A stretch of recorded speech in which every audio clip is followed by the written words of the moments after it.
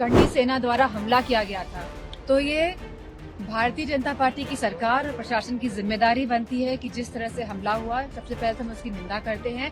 और जो ये तत्व थे, जो वायलेंट तत्व थे, जो उपद्रव कर रहे थे, इसको ये सरकार पकड़ के जेल में भेजे। ये एक सुनियोजित हमला है जिसको संरक्षण दिया गया है कि वो जाके हमला करके एहसास कराएं कि कोई किसी भी तरह की जो अभिव्यक्ति की आजादी उसका प्रयोग ना कर पाए। यही हमला क्या अगर समाजवादी पार्टी के वरिष्ठ नेताओं पे होता, उनके घरों पे होता, तो क्या पार्टी इस तरह छोड़ देती? ऐसे समय में रामजी लाल सुमन जी का हाथ पकड़ना चाहिए था पार्टी के सीनियर लोगों को। हम ये कहना चाहते हैं, जो दलित सांसद जिसपे कर्णी सेना द्वारा हमला किया गया था, तो ये भारतीय जनता पार्टी की सरकार और प्रशासन की जिम्मेदारी बनती है कि जिस तरह से हमला हुआ, सबसे पहले तो हम उसकी निंदा करते हैं। और जो ये तत्व थे, जो वायलेंट तत्व थे, जो उपद्रव कर रहे थे, इसको ये सरकार पकड़ के जेल में भेजे। रामजी लाल सुमन के घर पे जिस बात का आप जिक्र कर रही हैं, तो क्या इसमें दलित एंगल भी, जो अखिलेश जी कह रहे हैं कि दलित हैं, इस वजह से उनके घर पर हमला हुआ? ये राष्ट्रीय जी का स्टेटमेंट है, क्योंकि अभी कोई बात छुपाने वाली तो है नहीं कि वो किस उसको बिलोंग करते हैं। तो वो एक दलित नेता है, वो समाजवादी पार्टी के राज्यसभा के सांसद है। और जिस तरह से शासन और प्रशासन और जो कर्णी सेना ने मिली भगत से जो ये घटना को अंजाम दिया है, तो हम चाहते हैं कि अगर सरकार की मंशा साफ है तो ये जो कर्णी सेना के जितने भी अपराधी तत्व हैं, इनको जेल में भेजें। ये उत्तर प्रदेश की कानून व्यवस्था का हाल है। आप देखिए, एक चुने हुए सांसद के घर पे इस तरह का हमला होता है, और ये तब है जब उत्तर प्रदेश के मुख्यमंत्री आगरा में थे। ये एक सुनियोजित हमला है जिसको संरक्षण दिया गया है कि वो जाके हमला करके एहसास कराएं कि कोई किसी भी तरह की जो अभिव्यक्ति की आजादी उसका प्रयोग ना कर पाए। और मुझे तकलीफ इस बात की है कि जिस दल से वो हैं, उस दल के बड़े नेताओं ने उनका संरक्षण नहीं किया। हालांकि ये कहकर छोड़ दिया कि भाई दलित समाज आते हैं इसलिए हमला है। कल अगर आप पिछड़े वर्ग का कोई आपका जो मेंबर्स है वो वैचारिक बात करेगा, तब भी आप ऐसे छोड़ देंगे? यही हमला क्या अगर समाजवादी पार्टी के वरिष्ठ नेताओं पे होता, उनके घरों पे होता, तो क्या पार्टी इस तरह छोड़ देती? ऐसे समय में रामजी लाल सुमन जी का हाथ पकड़ना चाहिए था पार्टी के सीनियर लोगों को। हम रामजी लाल सुमन जी पे जो हमला हुआ है, मैं उसकी निंदा करता हूं। और मैं मुख्यमंत्री से मांग करता हूं कि ऐसे अपराधियों पे जिन्होंने, अगर किसी ने कोई कहा है तो आप कोर्ट, आप पुलिस स्टेशन जाइए, FIR दर्ज कराइए, लेकिन कानून को अपने हाथ में लेना, उसके परिवार को गाली देना, माँ बहन की गाली देना, उनके जाके घर पे हमला करना, कल क्या हालात रहेंगे उनके परिवार के, उनके बच्चों के, क्या डर के साए होंगे वो लोग?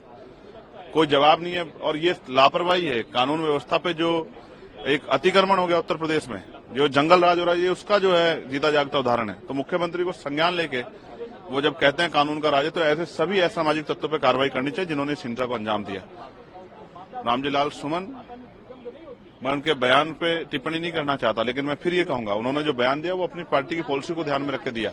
इसके लिए उनकी पार्टी के नेताओं को भी उनका हाथ पकड़ना चाहिए, ना कि छोड़ना चाहिए। ये अटैक जो है, इसकी जितनी निंदा की जाए, कल इस शब्दों में मेरे पास कोई शब्द नहीं है। ये उत्पीड़न है।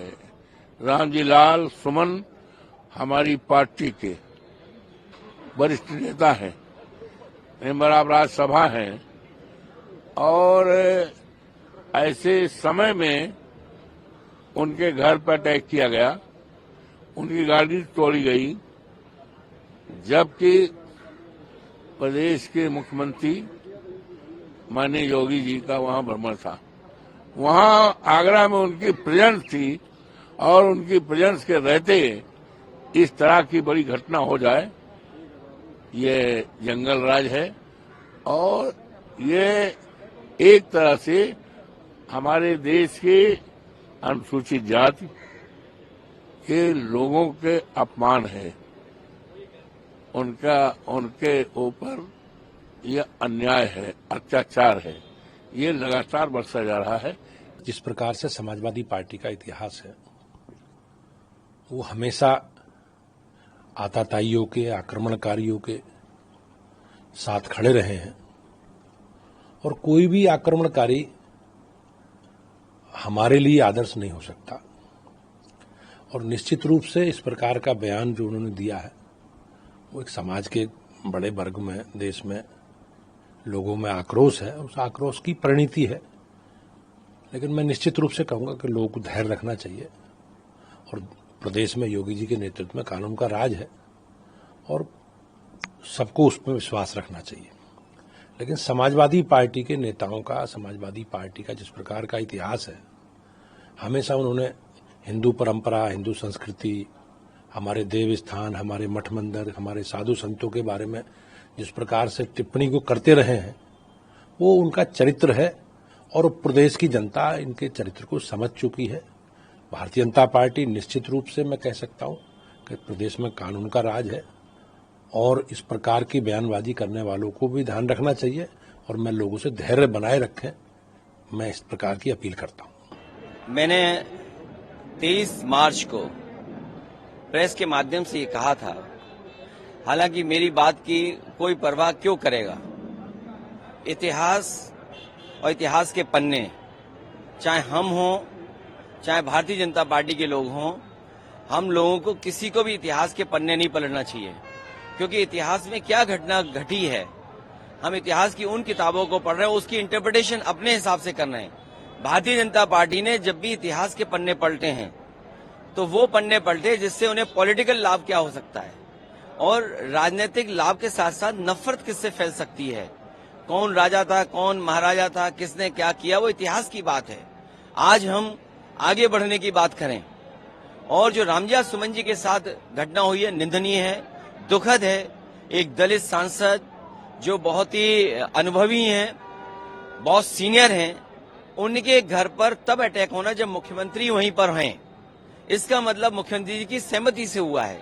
ये जो जीरो टॉलरेंस की बात करने वालों का जीरो टॉलरेंस ही जीरो हो गया है, बिना उनकी सहमति के, बिना उनकी जानकारी के। ये कैसे संभव है कि उसी जिले में वो हैं और सांसद पे के घर पर अटैक हो गया हो। लेकिन मुख्यमंत्री ने अभी पॉडकास्ट में एनआई में बात करी, उन्होंने कहा उत्तर प्रदेश सबसे सुरक्षित और खास करके मुसलमानों के लिए सबसे सुरक्षित है। अगर उन्होंने ये भी कहा कि जहाँ पे 100 मुसलमान हैं वहाँ 50 हिंदू सुरक्षित नहीं, लेकिन 100 हिंदू हैं तो वहाँ मुसलमान सुरक्षित है। लखनऊ जैसी राजधानी में एक महिला जो अयोध्या से चल करके बनारस में नौकरी के लिए इंटरव्यू के लिए गई और वापस अपने भाई के घर आई, उस महिला के साथ बलात्कार हुआ, उसका सामान लूट लिया गया, उसकी हत्या कर दी गई। सरकार ये दावा करती थी कि महिलाओं के प्रति कोई भी घटना नहीं होगी। उसके बाद सरकार को मजबूरी में अपना परसेप्शन, अपनी छवि सुधारने के लिए इनकाउंटर करना पड़ा। लेकिन इनकाउंटर से क्या असर पड़ा, दूसरी महिला फिर हत्या कर दी गई। इसी तरह बलिया में एक लड़की लटका दी गई मार करके, हाथ बांध करके। इलाहाबाद में एक बेटी के साथ बलात्कार और घटना हुई। कौन सा जिला नहीं है जहां पर इस तरह की घटनाएं न हो रही हैं। और फिर उन्हीं के सहयोगी दल के विधायक ये कहते हो कि भ्रष्टाचार पुलिस का है, थाने में लूटा जा रहा है, बेईमानी हो रही है। न केवल बस्ती का विधायक कह रहा है ये बात, आगरा के विधायक ये बात कह रहे हैं, और गाजियाबाद का जो विधायक है उसने तो यहां तक कहा कि जिस तरीके से अधिकारी लूट रहे हैं और अधिकारियों को वो चुनौती देते हैं कि अगर उन्हें गोली मारनी है, अगर दूध पिया हो तो उनके सीने पे गोली मार के दिखा दो, और एक विधायक उनकी कुर्सी छीनने के लिए तैयार है। तो ये जो सब कुछ हो रहा है, उस सब को छिपाने के लिए मुख्यमंत्री जी इसी तरह की भाषा बोलेंगे।